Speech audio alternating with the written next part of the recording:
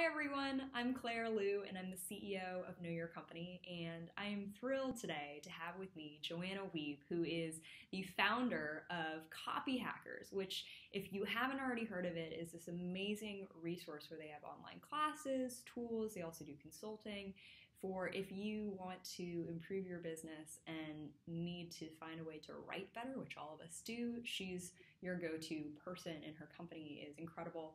They also actually recently launched a product called Air Story that I just learned, which is collaboration software for writers who are on a team. And yeah, I'm just really excited to have Joanna here.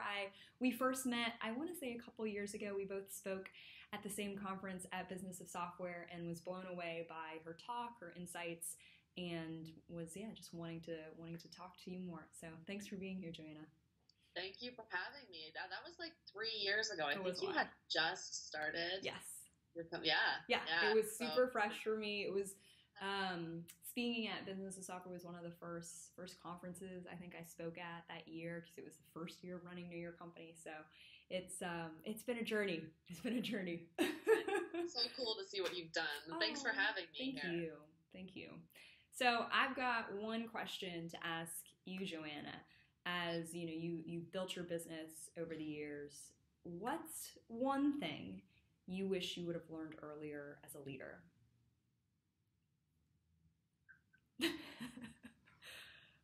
It can be more than one, too. No pressure. Yeah. No pressure to pick one. Because it's all.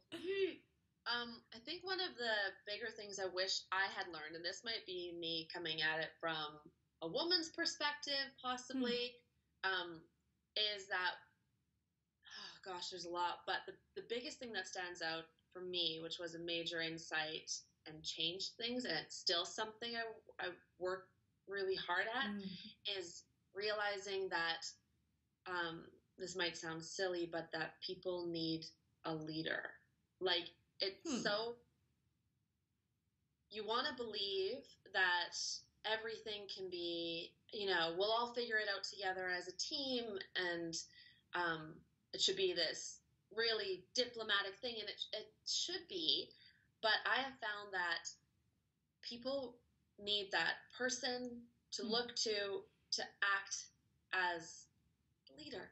And that, again, that might seem like, well, obviously, Joanna, but no, not obvious to me. It wasn't obvious at all that people won't want to figure everything out on their own, that they'll want to have strong guidance from somebody who can then help them see what to do better. And it's so, as I say it, I know how obvious it is, but I think it felt aggressive or too assertive to lead, to say, here's the vision that I'm setting. And you want to get people on board with it, of course, but right. I've found that I lean really far toward, are you guys okay with that? What do you guys think about that? Is that going to work for you? Yeah. And when I just state it and we discuss, for me, it's worked better than trying to be like a quiet leader or the shy leader. Sure. That's one of the bigger revelations, and it's something that I have to keep working on, right? Like, I knew that running a team would be hard because when I worked in-house, I never wanted to be like the team leader. I ended up in the team leader role a bunch of times, but something that the accidental leader, right, exactly, right. Like, okay, I guess I'm doing that. Yeah. But yeah, so I knew that people management was hard. But leadership isn't about people management either, which is also a weird thing for me. Like, it's that you don't have to necessarily, in my experience, you don't necessarily be an outstanding people manager to CEO something, which is different from what I learned. Okay, I mean, there's so much I want to ask about this. Like, there's so many different parts. So talk to me about what you mean by the difference between CEOing something and being a people manager. So, like, what do you mean by that? What's the difference? And like, what are some examples maybe of things that you've done where you've been in one box and not the other? I've been called on not being a great people manager before, and so it's a weakness that I've identified in myself, right? Like, because people are people and they're so different, and but so I kind of went into leading my team thinking that the most important thing for me to do was to manage them to happiness. Okay, so great, that's where I'm supposed to be. It's all about just like, are they happy? Are they satisfied? I mean, because we collect leadership ideas from everywhere, right?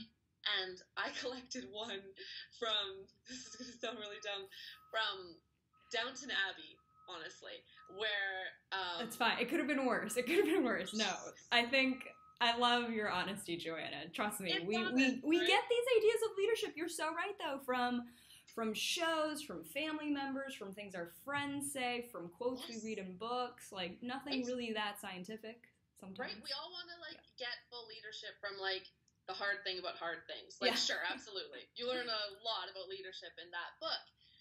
But then this is your job constantly, right? It never stops. So even when you're down and watching an X-Men movie or something, you're like, that guy is a good leader. You pick that stuff up. Yes. But for Downton Abbey, he said I can't remember his title, the main Lord guy. Okay. I don't watch the show. No. Oh, you should. Anyway, he said that the reason that Downton Abbey existed, people are watching why is she talking about this? The reason Downton Abbey existed I'm with you. Was to be an employer, to make jobs. And I loved that. That totally made sense to me. I'm like, yeah, because I love creating jobs. I love knowing that I have a team, small, nice, 7-person team, but it's still a team with families, and they're putting shoes on their kids' feet, and they're going on vacation. I love that we can create that. I've loved the people side of the business so much, but I love the business side of the business too. And for me, it's been kind of sorting out when. I know people should always, and we're figuring it out as we go, right? People should really always come first, and if your team comes first, things work really well, right? Things work out. But you have to make so many hard decisions in a leadership role. Those will affect people too. And I've struggled with the balance, if there is one, or the ordering of leading, being the CEO, setting the vision, saying that's not working, we're going to shift that direction completely. And that means that we might have to find a new job for you here, a new role for you, or you might have to exit, having to do that, which doesn't feel like my people management skills are as important as we grow as those leadership skills, making those harder decisions. So there's that. But I've heard so many times that leaders it's different. Some people say leaders are great people managers. Others say that's not the role of the leader at all, to be a people manager. And they, of course, reference Steve Jobs every time they say that. He wasn't a good people manager, but what was it? He was a good team builder. Anyway, now I'm rattling, but there's just so many ideas about, it's not a conflict between people management and leadership, but there's a lot for me to still figure out there.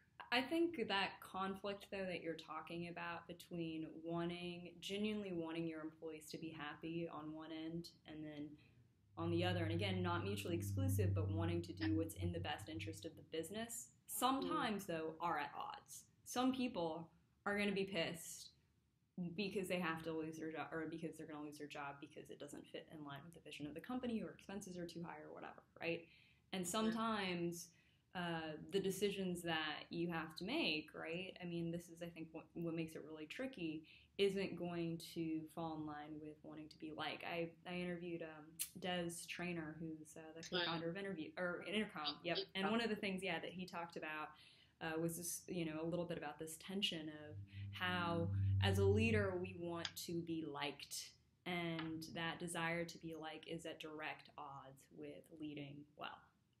And so I'm curious if that's something that you can relate to, if you can kind of recall a specific moment where you were like, oh, okay. Did someone call you out about this and they were like, Joanna, you're not doing, or was it something that you sort of discovered on your own? I've been called out by one leader about not being a people manager, and we had an argument about that, and I didn't believe that the role of the CEO is to, first and foremost, be a people manager. I still don't believe that.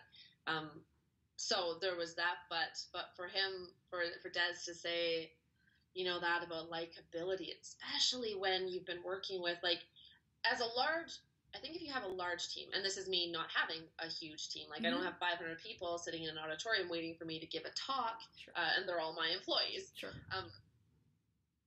When you have a small team, you know everybody. You Mm-hmm. know their families. You know what they want to do. You know where they went on vacation. You Right. saw their pictures. You guys get together for Christmas, right? Small teams, there's this like, it's, you want them to like you.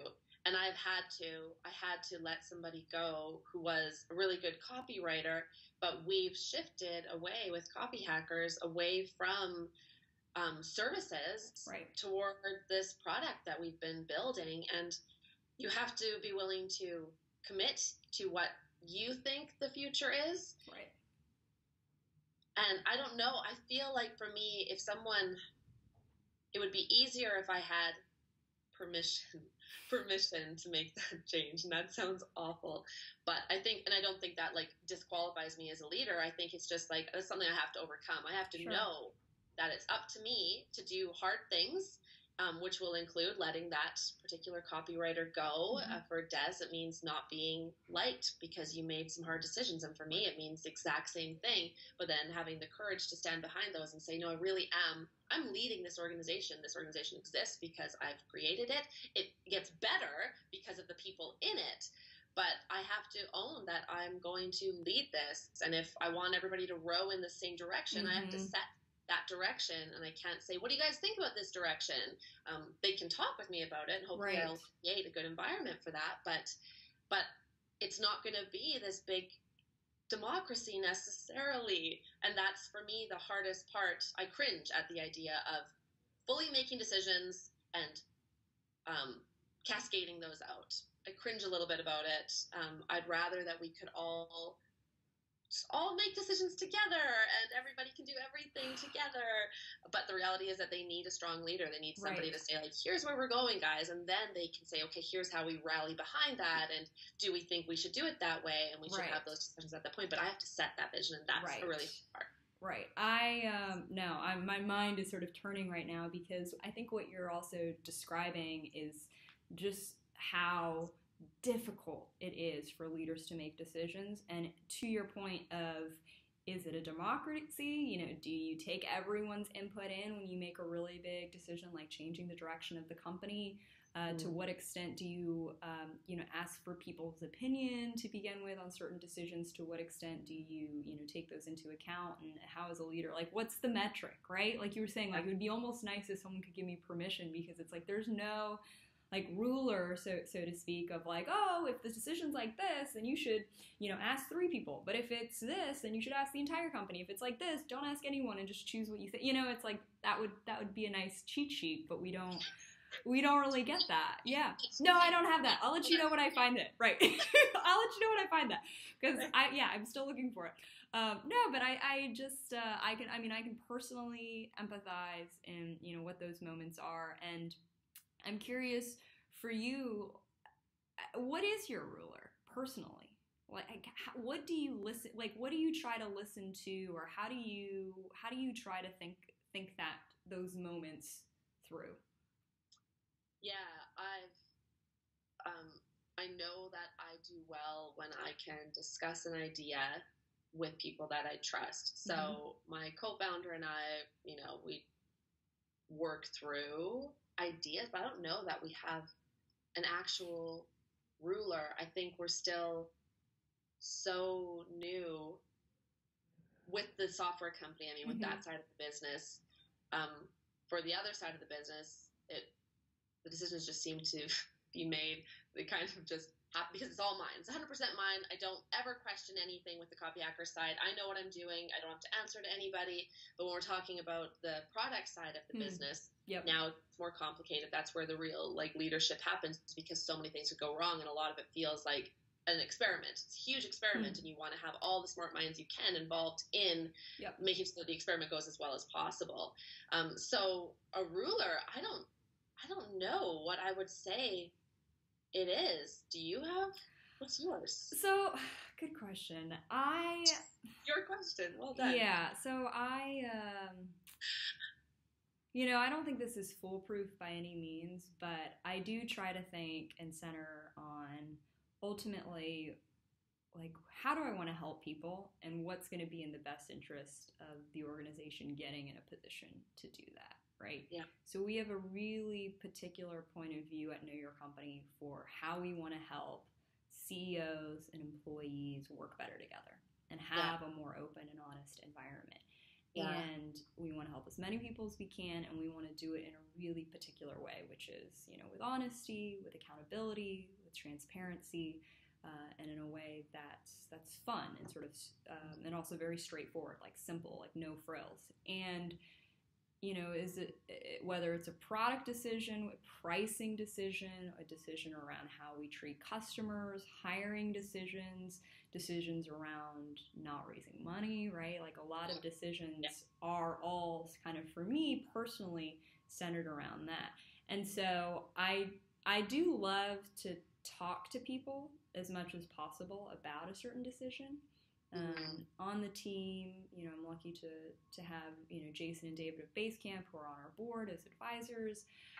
But I always know as well that at the end of the day, I have to feel good about the decision. I'm the one that's really going to live with it more than anyone else on the team. And so it's a hard thing to say without trying to sort of inflate the ego at all. But it's just me sort of thinking, okay, ultimately, like, what can I really be doing in the best interest of the business? And given where we want to be and how we want to help people, what call do we need to make to get there? I don't know, but it's so hard. It doesn't always fit so neatly. So it's that moment, the moment at which you realize, like, even saying it, that it really does come down to you. Yeah, it does. I think so, right? And so it does. That's a tense moment, right? You feel like, am I allowed to say that? Right. Because my employees and my team, they're a huge part. Like, I can't do any of this without them. Right. So but it comes down to me, but I need them, right? So there's like this, but why do I get to make the call? But then you do get to make the call because you're the one watching payroll, right? Like, right? You know how many people you can hire. Yeah. It's all on you. You're thinking about it constantly. But maybe that's just something that newer leaders running their own business deal with. I don't know if, like, the CEO of Intuit necessarily deals with the same thing, but when you're so involved, for me at least, when I'm so involved in a small business, it's all on my shoulders. Yeah. I want to include everybody, but then there comes that moment at which, and I've definitely struggled with this, where you just say, no, we're doing it this way. Yeah. I don't think I've actually said we're doing it this way, but I have several times thought, I wish I would just say we're doing it this way and, like, just move on with it. But you need everybody to buy in. Yeah. And all of that stuff. It's tense, right? It is. It's real work. The leadership side is real work. It is.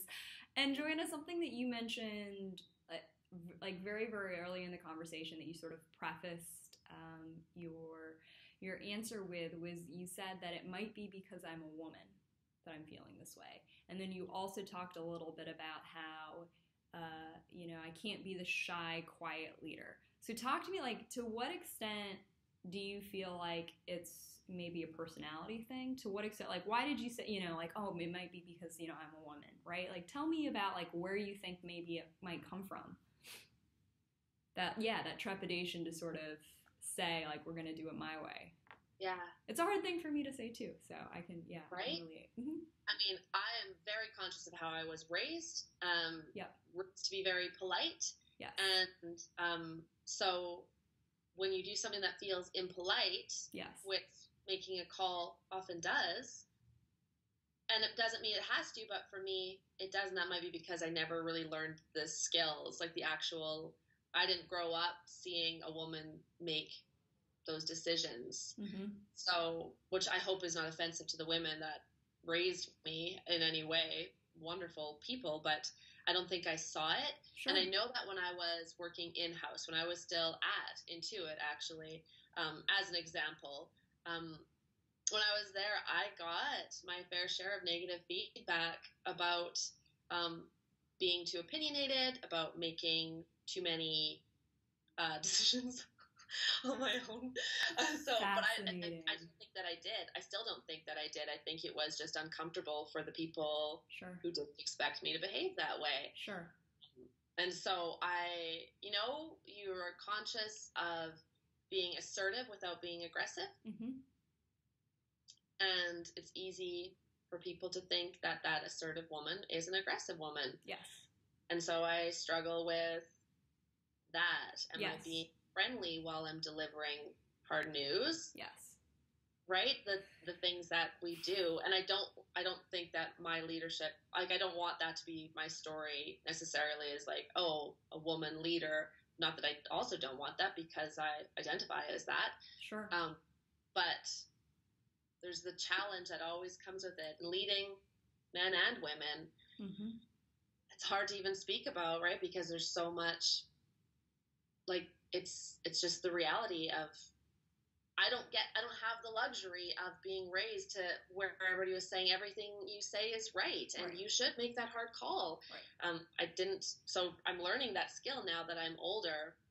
Yeah. And it makes it difficult because I'm supposed to also keep using the softer people skills. Right. And so it's this negotiation process that is hard. Yes. I think that is incredibly insightful, Joanna, and I can personally relate to so much too. I think how you're raised and the examples and the models you have set such a big tone for how you handle conflict, for how comfortable you are making decisions. I feel really lucky because my mom was incredibly assertive, almost sometimes too assertive when I was a kid, you know, and I would watch her in some interactions and I would kind of cringe and go, oh, I feel like that might have been too much, right? And she might admit that herself. And so I think for me, that's probably actually influenced me in certain ways. Yeah. And then to your point about sort of environmental factors and being in a situation where you might get feedback from, you know, other people about maybe being too assertive or coming off too strongly. I definitely got that when I was in college, and I'll never forget that. I was student body president my senior year in college, and I'll never forget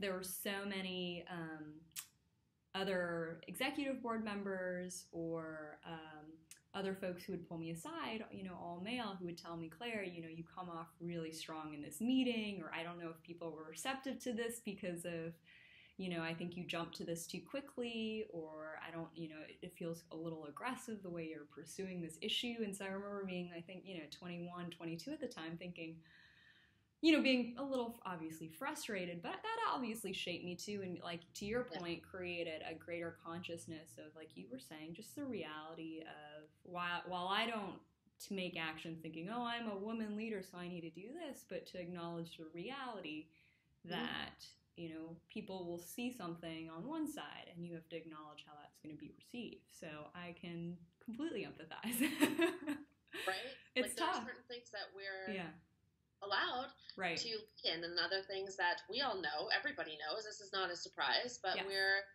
in a strange new world of leading businesses like this. So it's just this big negotiation process, but it's hard. A great challenge, right? It is. Oh my gosh. I love every second of it. It is. And for all the people who gave me that feedback, to this day, it's so fascinating because, you know, interacting with both men and women, it's so fascinating to see people not react in those ways too. Yeah. You know, and to just treat you like a person and believe in you as a person and believe in your business just because they think it's a great business, and to support, and, you know, it's like for every, and I feel just lucky in my career because I know that that's not always the experience people have, but that there, you know, for all the people who might have given that feedback, there are so many more who are, you know, just like, your way, just do it your way, whatever that way it is.